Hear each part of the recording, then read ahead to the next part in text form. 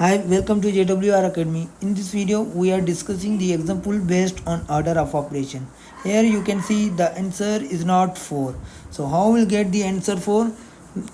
First of all, first most of the people simplify the easy number.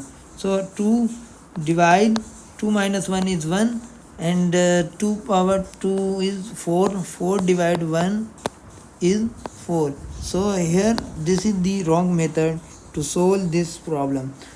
How to get the right answer? Here first of all we simplify the exponent.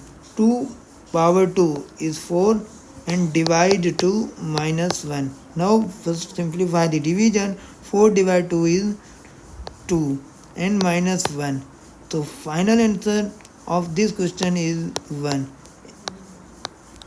If you like this video, please subscribe our YouTube channel and press the bell icon for next interesting video. If you are new, not watching the beginners or order of operation for beginners playlist, so watch this playlist